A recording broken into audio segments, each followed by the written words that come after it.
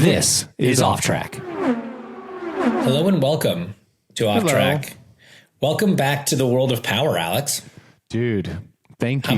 How about that? The things that you take for granted in life are, I mean, it's everything that we all are so fortunate to have that we end up taking for granted. Like a producer. I don't want to complain about any effects of Hurricane Helene, because obviously we've seen what has come out of Tampa and North Carolina and all of Virginia. That. But as someone who our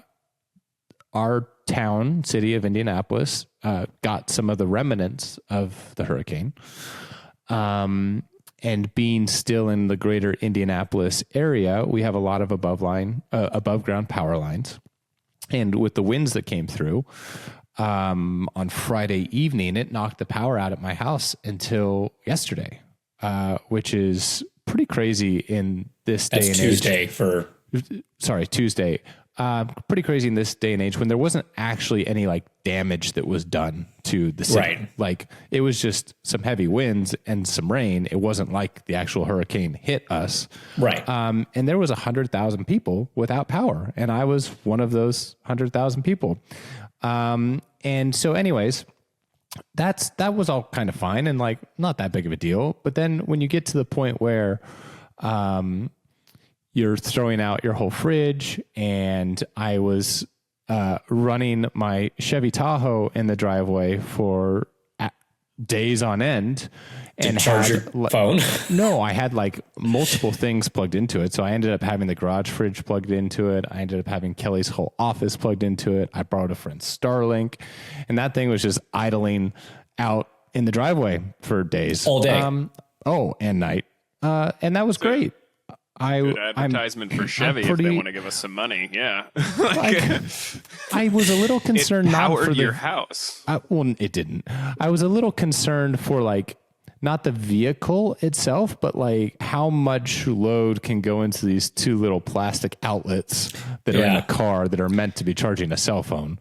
Did you plug in a power bar so that way you had more outlets, or were you just sticking to the two?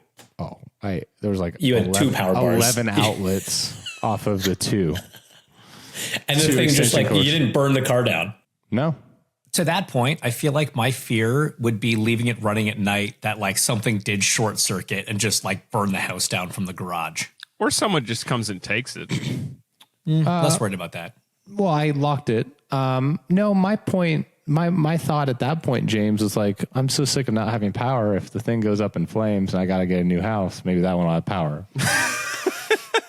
Feel like that might take longer than it just did for the power to get fixed. But I mean, you do you, bud. You do like to go like really like head first into new things. Do you want to know the very first thing that I did when the power came back on? Watched football.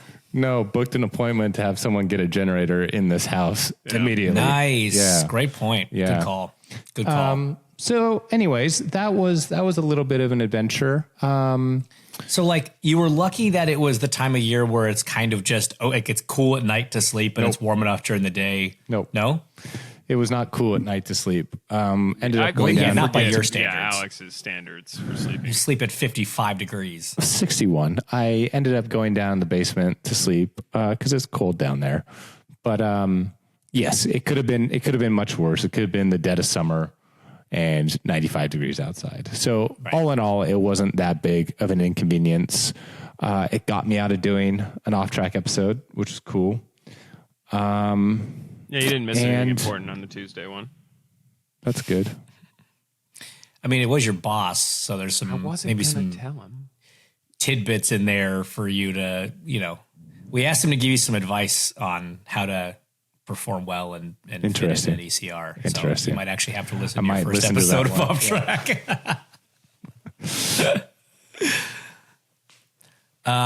Okay, so when it went off on Friday, but you were not home, were you? I was not home, James. I was down in, first we went down to Bloomington because I have never been to a college football game before. So IU football being pretty good this year. They were 4-0 going into the weekend. They hadn't been 5-0 in like 60 plus years. So friends of ours lived down there. So we went down, and a day early because we were going to kind of tick off the college football game experience off my list. But B, that's kind of halfway down to Churchill Downs, because old big unit, Castle Run was having his debut race. So got down to Bloomington, where there was power, and kind of enjoyed college football Saturday. And then once that wrapped up, piled in the car, and we drove down to Churchill, where they do Churchill After Dark. We kind of explained this on last week's episode. But anyways, here's the crazy thing about horse racing that I don't know if we've talked about, and I don't know if I fully understood until this Saturday. People bet on it, right? Like that's we've understood that part. That's like the one thing about it I knew. So in horse racing, because you are not playing against the house, like you are when you sports bet against Vegas, you're playing against other bettors, and there's ultimately a pool.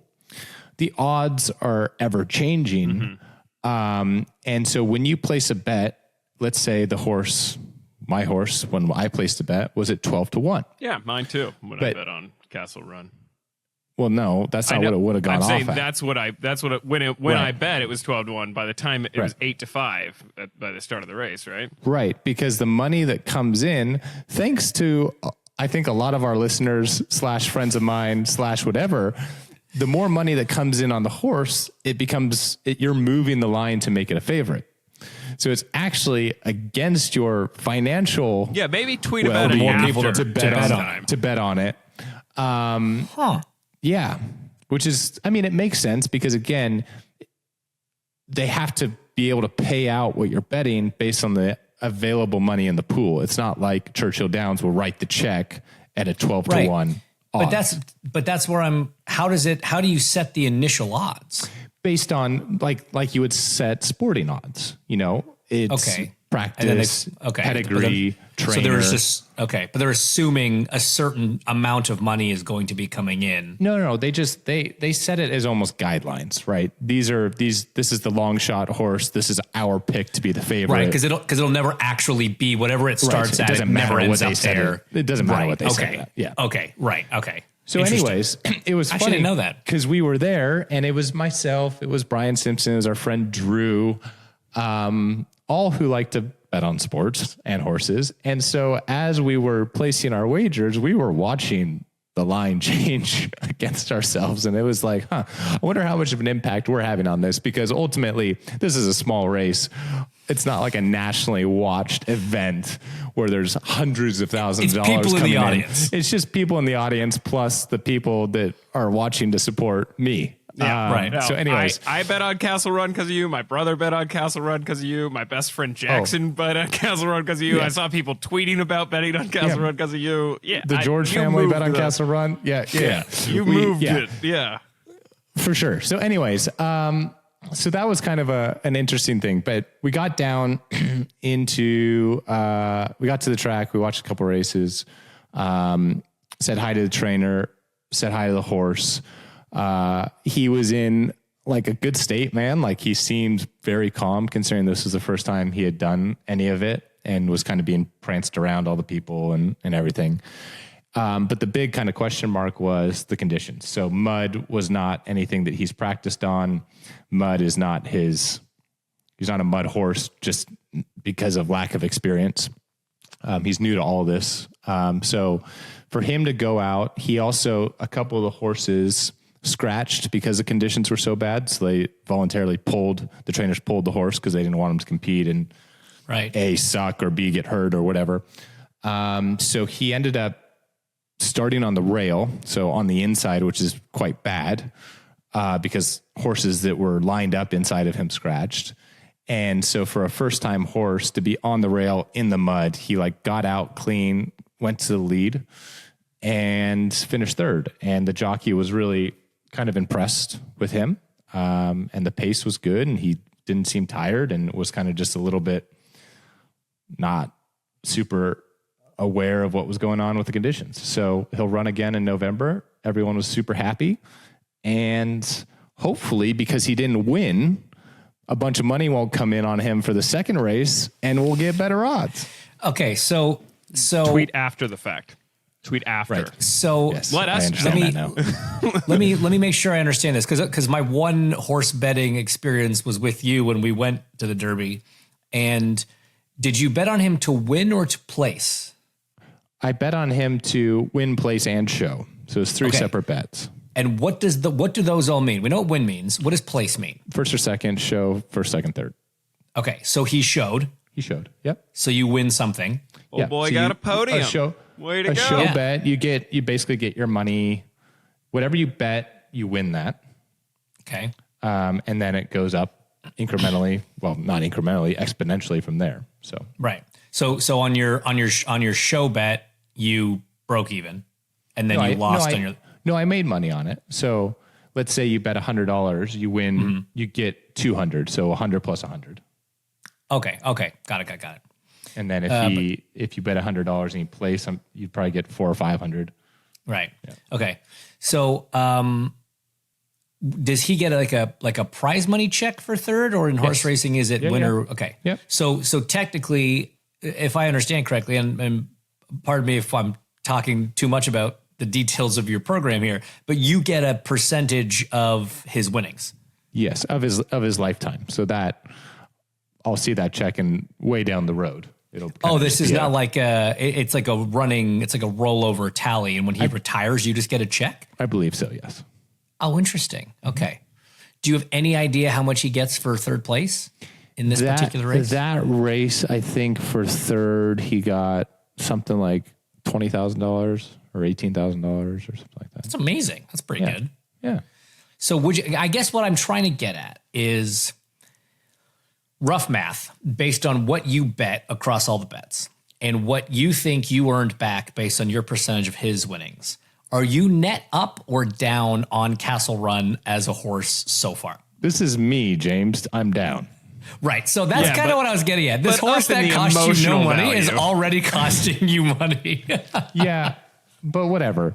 I will say it was emotionally, like, it was really sad. Not because I didn't care about a money loss. Like, right. I Pride.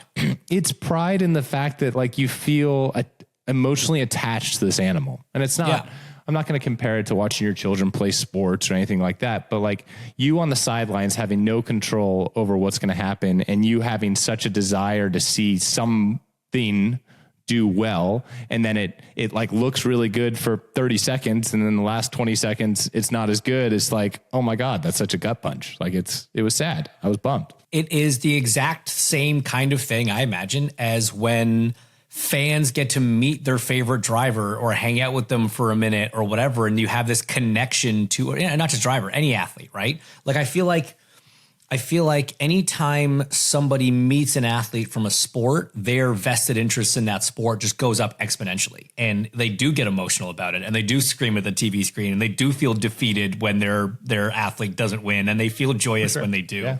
I'm just going to say, though, 100% of the time, 100% of the time, if I was given the option to meet a race car driver or a horse, I'm going horse. Horse. Yeah. Absolutely. Except Mario.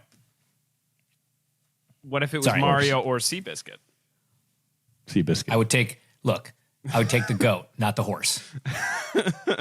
Seabiscuit. Yeah.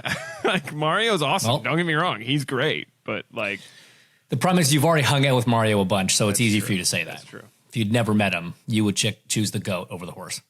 Yeah. Okay. So that was my weekend. And it it was cool. And he'll race again. They give him like 5-6 weeks off. So he'll race again in November sometime in Keeneland. And we got to get you down there, James. Heck yeah. To experience. I'm home for 2 weeks in a week and a half in November, which is the next time I'm home. Let's hope it's then. For more than 48 hours between now and I know then. we oddly have racing stuff to talk about on the off season, but I have a small story to share from the weekend. Okay. I was driving back from dropping Hazel at robotics on Friday, And you guys know how like modern cars have that auto stop start. So when you get to a stoplight, it'll like shut the engine down. Apparently, if your battery is near the end of its life, it will just completely shut your car off sometimes when you do that. So I was How at a is your stoplight. 2021 Bronco battery at the end of its life? I don't know, but it is. It was. So I was at a light and was ready to go, and my car just completely shut off. Like couldn't even turn the hazards on. I feel like you have an anything. alternator problem.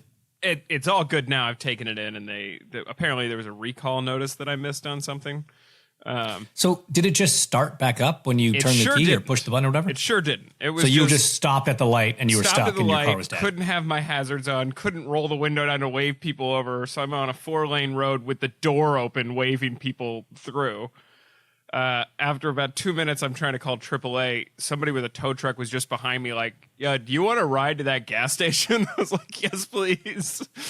So I spent the better part of my weekend coordinating and getting things figured out to get my car to the Ford dealership to get things taken care of. It's all good now. But meanwhile, you can own a Chevy GM product and have it sit in your driveway house. for 4 days. Yeah. That was where I was getting on that. It's like, apparently I need a Chevy. They're like a rock, bro.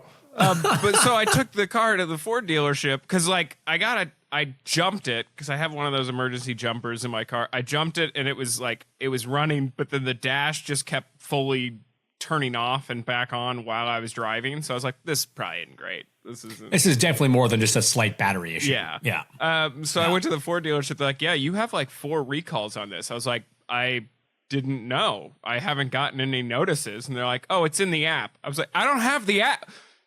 You have my address. Send me the recall notices in the You have my email. address, my phone number, my email address. You have all normal ways that people communicate. Yeah. Don't assume I have the app. And then I went to the app and it's not like, boom, like I downloaded the app and I opened it up and it's not like, boom, you have a recall notice. It's like, no, yeah, you have to click on service and then you have to click on messages. And then right there it says recall notices. And then on new. And then you click that. Yeah. And it was like, you guys probably should have told me about this. Well, I feel like now that you have it, they'll like push notification you if there's another recall, would be my guess. It's all but either good. way, it's unfortunate. So if anybody from Chevy's listening, I have bad credit and not a lot of money, but I would like a Chevy. There you go. What a sales pitch, bro. Yeah. What a sales pitch. All right. So there has been some IndyCar news, I guess. Some racing. Well, there's been some racing news. What do you want to hit first? I guess NASCAR being sued. I was going to get to that after. I don't know enough about that. Why don't you? I know enough to say something, but go Why ahead. don't you talk about the news? Because I don't know what news we have, if I'm completely honest. There was the article that came out about Michael Andretti's changing ownership position, I guess, in Andretti Global. Yep. Which is funny because the story leaked from a publication called Sportico. Alex, have you ever heard of Sportico? No. You've been in IndyCar for a minute, right? I thought it was fake That's because that's what I'm reminded of quite often, yes. Right. And you've had, I would say some success in IndyCar. Yes. You would think that a publication that follows IndyCar in any capacity would have at some point maybe mentioned you in an article, right? Yep. Right. Does it not seem weird to you that the first ever article that anyone's heard of from Sportico on IndyCar is this particular topic? Well, isn't it a Penske Media owned property? Oh, funny. I didn't know that, Tim. Yeah. What a weird coincidence.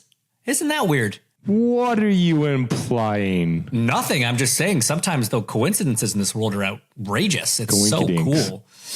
But yes, so it was announced that Michael is taking a reduced role, I guess, from like the day-to-day stuff, still involved in the team in a kind of higher up capacity, ambassadorial capacity, strategic thinking capacity, but just less on the day-to-day stuff. And Dan Tauris is taking over more of the ownership side. And I think Michael just, from the article and the statement they put out, he's, 62 and wants to not stress as much about the day-to-day running of like 8 different race teams, which I kind of understand. So obviously there's a huge question in all this. So I just want to say I've reached out to all parties. I'm still welcome at hospitality. So yeah, it's okay. Yeah. I'm not sure that's true because in our Tuesday episode with Ed Carpenter, you specifically asked about their hospitality options. I like to have options. I don't like to be limited. They don't Currently, always I think have your hard only alcohol option. at Andretti. I feel like it's. Do they ever have hard alcohol at Andretti? They did it the last race, but just on race day. Oh, they had that bar set. Right. It was really good. They had these spicy margaritas. They were good. I heard. You know, you can just watch the races from a bar and not have to travel all the way to the track. What? They'll actually put it on TV at a bar. And then does anybody else know IndyCar's on TV? Because I've seen the numbers and I don't think so.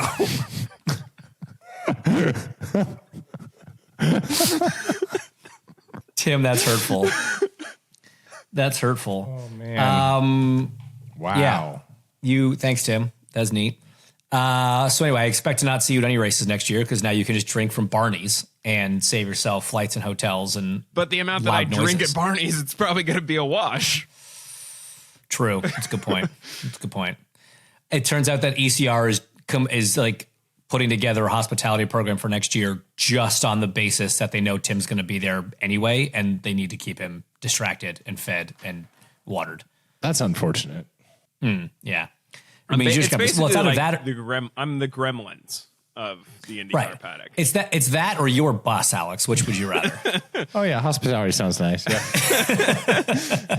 Kelly just on the Andretti thing, I think I don't think anyone really knows, nor should they know everything that's going on behind the scenes. But like, I was at that organization for a long time. I know how much like effort and commitment Michael and really that whole family from Mario to Marissa, Marco in some aspects has put into that organization.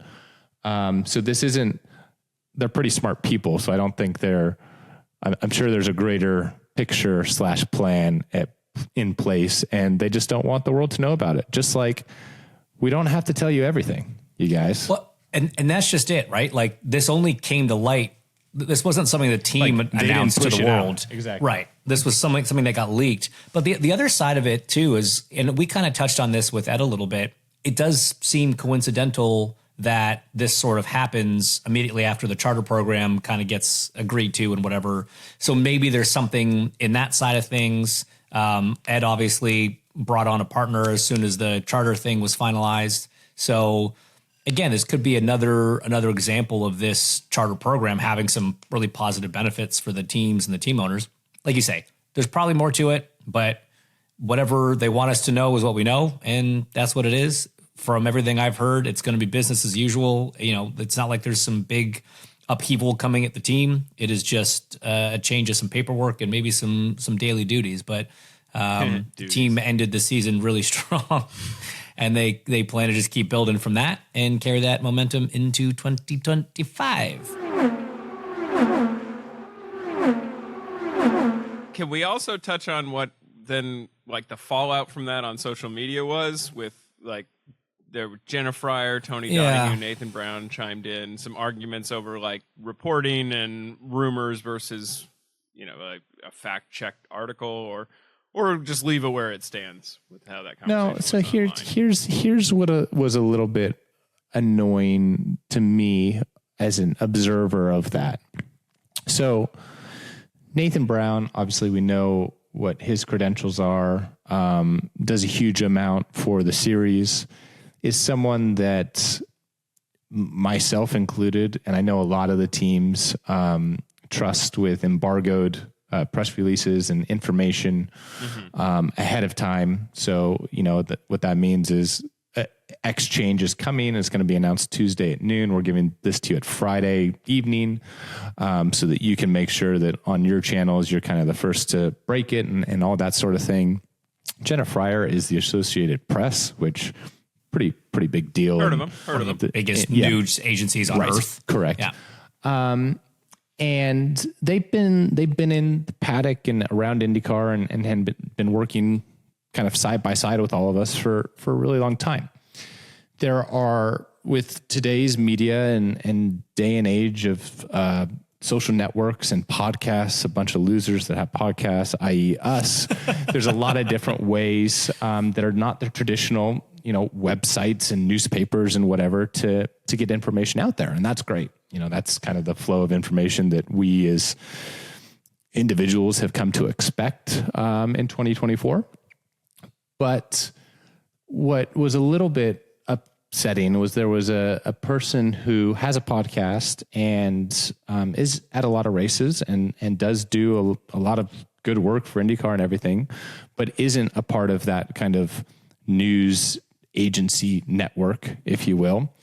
And he likes to post a lot of opinions and theories, which he has every right to do. And some of them are completely factual. And a lot of us sometimes question, like, how the hell did he get that information? So he's clearly is there a reason we're not reliable. naming him?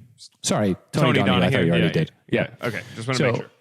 Like, there's times where, like, James, we have group chats and it's like, how the hell did he get that? So he clearly has connections in the paddock that are accurate, but he kind of went up against Jenna when Jenna kind of reposted this news with Sportico and put her own spin on it about the Andretti thing. It was like, well, you should give me credit because I was the first to break it. And it's like, well, but first of all, let me just, this is where I'm unclear. Did he break something before the Sportico article came out? I think he had alluded to some things changing there. Yeah, what I thought I saw was she said she referred to it as a bombshell, and he said it's only a bombshell if you don't have friends in the paddock. And then she was like, "Well, hang on, I've been chasing this story since Portland. There's a difference between like hearing things and what I can report." And it was, and it's a bombshell to all the followers that she has. It might not be just because she writes it's a bombshell news thing. It might not be to her because she does have friends in the paddock, and it's not to the millions of people that follow the AP for their news because they don't live in the paddock. By the way, I have friends in the paddock. I have acquaintances. I know people in the paddock. It was bombshell to me. You've been to the paddock. I've been to the paddock. Right. I'm sometimes allowed in there. But it just seems like you're picking a fight for no reason. And that's the point I was kind of getting to. This is not a knock against Tony or any of the work that he does, but it's like we gotta also, as much as we are in a society of like free speech and distribute information as you see fit, the people that are in place as the journalists and are writing the stories for the major news sources and networks, like let's not be rude to them because they fought really hard to be in the position that they're in, and they're following a very specific cadence that someone who has a podcast or a Twitter account doesn't have to follow. Like they have rules to abide by. They have people to answer to. Right? Exactly. Like there are rules, there are journalistic, literally the ethical AP rules standards. To it. Right. Yeah, exactly. Which is why they haven't been able to report the Dixon DeCoin stuff yet. Yet. There are plenty of things that people like Nathan and Jenna hear about and know that they can't just jump on Twitter and talk about because that's just not how it works and that's not how the rules are. So yeah, if you're operating under a different set of rules, fine, do what you want, throw out what you've heard, but it's not a fair fight and it's not an even competition if you're trying to compare one to the other. And there's got to be some existing beef between, I don't know which parties. Yeah, it kind of seemed like this was there was something before there. I don't know. Yeah. I also think there's an argument to be made. There is value in both, which I think is the point you guys are making. Like, it's fine if you're going to send out the rumors because people kind of accept, okay, this is a rumor. It might not pan out. It might not be completely true. This is what somebody's hearing. That's half of the internet. Yeah, but then hey, if it's on the AP or if it's on a Gannett product, like this has been fact checked and verified. And so I think there is space for both of those things. There's a difference between fact and speculation. I don't think they need to be. I don't understand why it was a fight. I think there's plenty of space for. There's got to be more to it. Now, obviously, as I said on Twitter, I am the gold standard of IndyCar journalism. Everybody else, and that's obviously true. But so it's nice to see people below me argue. Yeah. They should have both called you out as being the gold standard. Jenna and Nathan both agreed. So I don't think they did that. They actually did. Oh, Anyways, Well- moving on from that. moving on from that. Actually, something kind of similar because there was a lot of rumors about this before it actually happened. But IndyCar announced a Dallas street race coming in the future, which started a very interesting debate that I actually got involved in on Twitter because I was annoyed, which I try to never do. But street race going to Dallas, and a lot of people took issue with this because we're not going back to Texas Motor Speedway. And this is very frustrating. This is very frustrating. A street race around Dallas. I don't know exactly what's been said or I've heard things about it being around the Dallas Cowboys Stadium. Yep. That maybe that organization is involved somehow, that Jerry Jones is behind it in some way. And you're bringing a race to the people. And we have seen time and time again that bringing the race to the people can be a recipe for success. Yes, there are street races that have failed, right? Very few of those street races failed because of lack of fan interest, right? There's some really poor organizational issues, some poor promotional issues, some sponsor issues. But when you bring a race to a city, normally the fans show up. And a lot of them might not be diehard IndyCar fans, but this is how you build a fan base, right? You expose people who don't otherwise maybe watch the sport to the sport. They meet that one driver, and now they're emotionally invested and have a reason to give. So anybody that says that a street race in Dallas is bad just doesn't understand how to grow the sport. Formula One is doing more street races. NASCAR has started doing street races because all these motorsports programs understand the value. Formula E almost exclusively races on street courses. Like, this is just a part of modern motorsports, and not being willing to understand that times are changing and this is part of that change is really listen, if it's anywhere around the Cowboy Stadium, which is kind of what the rumor is to be, that means Jerry Jones is involved. And if you don't know who Jerry Jones is or why you would want him involved, just Google it. The Dallas Cowboys or Jerry Jones. It's a great thing for our championship. And you had decades to come to Texas Motor Speedway and make it last. So honestly, if you're that pissed about it, it's on you. Well, and also I don't love that it points out, like, it seems to only blame IndyCar for what happened with the Texas Motor Speedway deal not happening, and it's like, okay, but there are two parties involved. They're like, there's actually more than that, Tim, and that's the other side of this. There's the people that think that a Dallas street race is a bad idea, which in and of itself is, I think, just wrong. And then there's the people that are mad because it's in Texas and not going to TMS. As Alex said, we raced at TMS for a very long time. Nobody showed up. You can blame the lack of promotion, 100%. That's on the track. That's on the series, maybe, whatever. You can blame the bad racing because for 5 years there, the race there was awful. Yes, 2023, for the first time since 2017, it was actually a decent race, but we had been trending downwards for a long time and the writing was kind of already on the wall. There is date conflicts to consider. The series, the track, the promoters, the television partner, all those pieces have to come, together and be able to agree on all these different things for a race to happen. It wasn't possible. And I'm sorry, it wasn't enough of a draw and it wasn't a good enough a race for everyone, all of those parts to make concessions to make it fit. If this was the blockbuster race everybody thought it was and the sellout crowd they all want it to be, we would have made it work. I say we like I'm involved. The general, group would have made it work.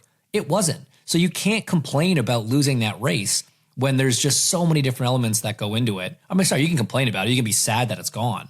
But to try to point fingers on it at anyone is really too difficult because there's so many pieces to this puzzle and everybody has a degree of responsibility. So rather than on the series or on the track or on whoever, let's embrace the fact that we're trying something new and it's got a really, really high probability of being successful and being awesome. Well said, James. I agree completely. Same. I also can't wait to see the comments from people that are like, of course they're going to toe the company line and defend IndyCar. It's like, I feel like we on things when they deserve to be shit on a good amount.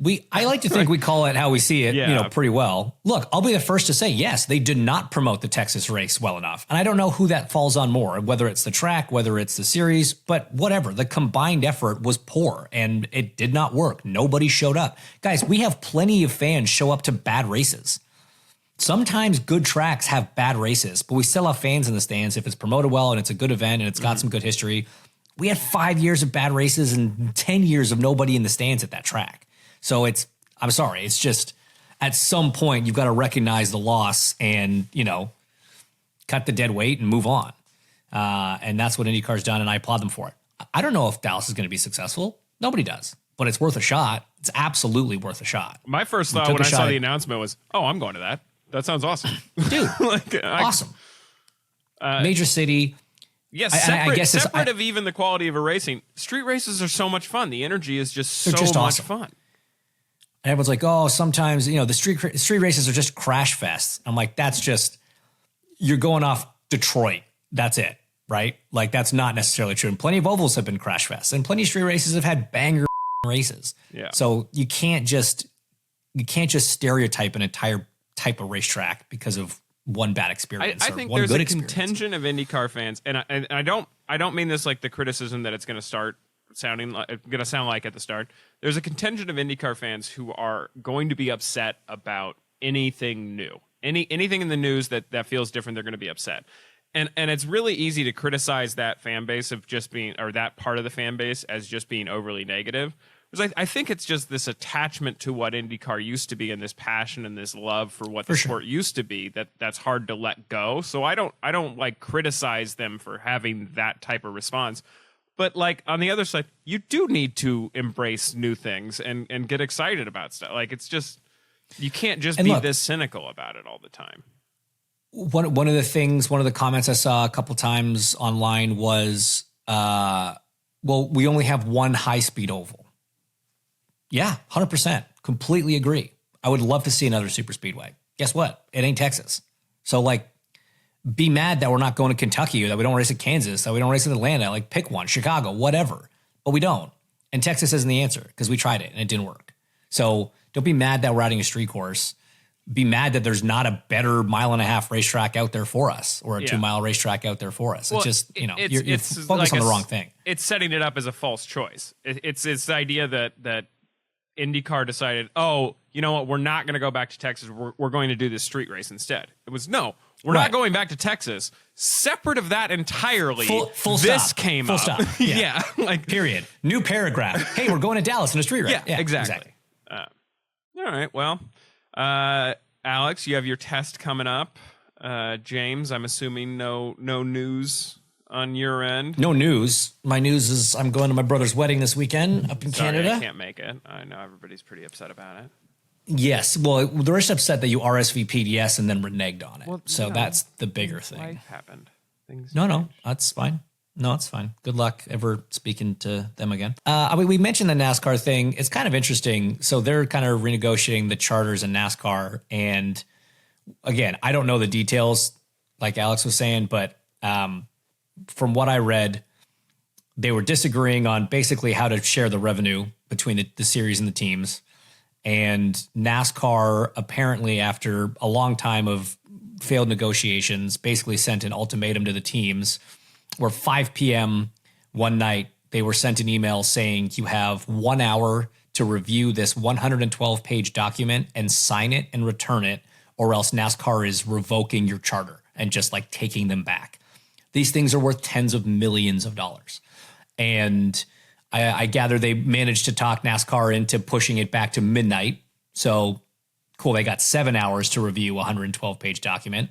And at the end of the day, all but 2 teams signed the agreement. The 2 that held out were Front Row Motorsports and 2311, who do not think this is fair and do not think this was done in an appropriate way and are now suing for anti-competition violations, which, I mean, again, I've read one article, no expert, but like if that's only one side of the story, but if that's even close to true, it doesn't sound great. And I would not love to get a lawsuit notice from Michael Jordan. Yeah. That just no, I feel like he's probably a pretty big driver in this because I want to say that Jordan was like a pretty big part of the NBA Players Association getting formed. I think he was kind of the... I wonder what it would take for you and I, James, to hire Michael Jordan once he's done with this little thing, to hire him to help some IndyCar stuff. Yeah, I don't know. Probably more than we've got. Catch him on the way out of a casino. He's probably his... Fair. Yeah. So that's, yeah. I mean, again, it's just more turmoil. It sucks, man. It sucks when you see turmoil in motorsports, but also like sometimes things have to change. They've been done a certain way for a certain amount of time. And it's a developing situation. We'll keep an eye on just because it's fascinating. I want to get your take on this, Alex, not Tim, obviously. F1 announced that they are tweaking their end of season rookie test in Abu Dhabi. And rather than just having a day where rookies get to pound around doing laps, they're actually going to do like a half day test day and then a half day sprint race where they're going to do a qualifying session and then like a third distance race. Thoughts, comments, concerns? I think it's amazing. I think it's one of the best ideas I've heard in quite some time out of any racing organization, because those tests are so challenging for anyone to really understand, because you have teams doing wild stuff on fuel levels and tire choices and plans, and that some teams are trying to evaluate a driver for flat out pace. Other teams are trying to see what a driver can do over a stint distance. Others are trying to just run through their set speed aero tests. So like you'll have these young driver tests, you'll have a Haas that's P1 by like 1.8 seconds and the Red Bull is last, right? So it's like, it's not representative of anyone doing anything. Right. So you're now on different programs. Right. Now you're giving the same, if not more laps to the young drivers, but in an actual comparable setting to the people that they are trying to compete against to maybe impress a team to give them a shot down the road. So I think it's an amazing adjustment of, the standard. Like, I'm glad they're thinking out of the box and they don't just do another 9 to 5 test day. It'll give the drivers something to get excited about, because as awesome as it is to drive an F1 car, to just pound rock by yourself is not, it wears on you after a while, especially when you don't have any like lap time target to go after. So I think it's very, very cool. But yeah, it's cool because like you say, it's not just like competing against other people. It's that qualifying session. It's like, okay, can he get a lap in testing? Fine. Can he get a lap when it's Q3 and it pressure's on and he's got one shot to do it? Yeah. Like, these are the kind of things that you don't really get to test accurately. Right. You can't force those let's pressure see situations. Let's see him manage a lap one on heavy fuel. Let's actually see him go down. The pressure of a start, right? Yeah. The stress of a start. What I will find interesting in this, because it's always interesting to look at those tests, but as you say, it's impossible to look at the results and really draw any conclusions. After the Abu Dhabi weekend, when we see what the competitive order of the teams is with the race drivers in it, it'll be very interesting to see how closely that correlates with the rookie drivers. Yes. If you see like very little deviation, it just highlights that like they're pretty the car's easy. the car, and you can get to the limit of that car within a relative amount of ease and whatever. For sure. It would be great to see like let's be realistic. You're not going to have a Alpine on pole, right? But you could have, I don't know, an Aston maybe if they have a decent weekend on the front row, or, you could have a Haas in the top, 2 rows or something. A Williams could be on the front row. You don't know. But I'm kind of hoping that there is a little bit of a mix up, but it's not just like Pato's on pole in a McLaren and Antonelli's second in a Mercedes, and I don't know, Hadjar or whoever's in third in a Red Bull. I would like the order to be a little bit mixed up. But yeah, I know. Nice. I don't want it to be that though. I really don't want it to be it. Oh, sorry. More IndyCar news. There was a test this week where Felipe Drugovich and Jamie Chadwick both got their first taste of IndyCar machinery at Barber.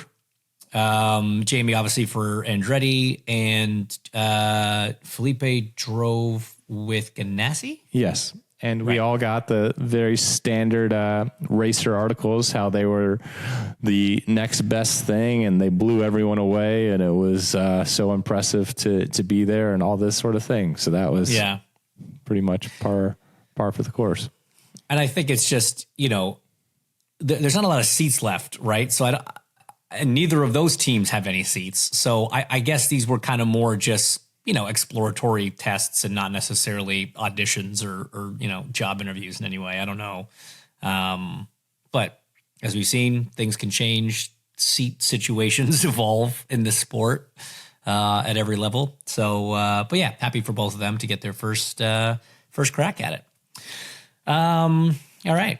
Despite no racing to talk about, we managed to talk for an entire episode, which is cool. And I still even have things, not important things, that we'll cover another day. But Alex, have fun at your test. We'll be talking before then. Isn't it on Monday? No, it's next Friday, a week from Friday. Oh, I thought it was next Monday. My bad. Okay, well, don't. I won't. Screw you then. Yeah. Have fun losing money on football this weekend. I'm not doing that. I'm going to Montreal. What's in Montreal? Our good friend Steven's bachelor party. Oh, right. That will be a blast. He was just up there, wasn't he? What?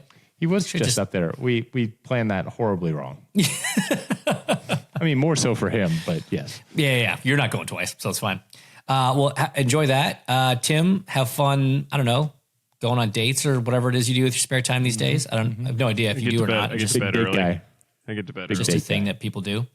And we'll chat to you guys next week. This has been Off Track with Hinch and Rossi. Off Track is part of the SiriusXM Sports Podcast Network. If you enjoyed this episode and want to hear more, please give a 5-star rating and leave a review.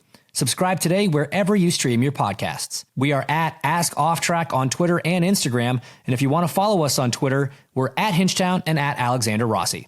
If you want to follow Tim, though we have no idea why you would, he's at the Tim Durham on Twitter. Find us on YouTube and subscribe to our channel for exclusive video content.